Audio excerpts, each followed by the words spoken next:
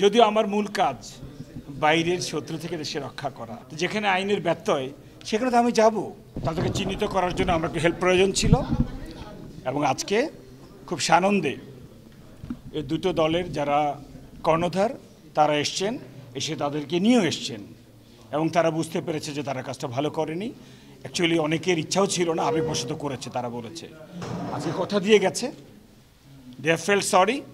তারা বলেছে যে ভবিষ্যতে এই কাজ শুধু রংপুরে কেন, ইনশাল্লাহ বাংলাদেশেরও কোথাও হবে না, এই দুটো দলের মাধ্যমে অন্তত। এবং যেই রংপুরকে আমরা সম্প্রীতি এবং শান্তি রংপুর বলি, ওনারা আমাদের কথা দিয়েছেন আগামীকাল থেকে আমরা সেটাই দেখব। তো এটা বড় একটা স্বস্তির জায়গা।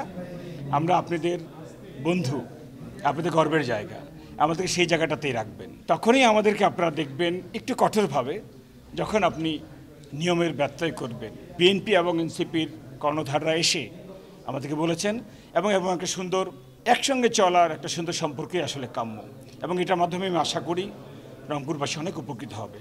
তো যেখানে আইনের ব্যত্যয় সেখানে তো আমি যাব। সো আমার তো কিছু টুলস প্রয়োজন, ইনারাও কিন্তু আমার টুলস।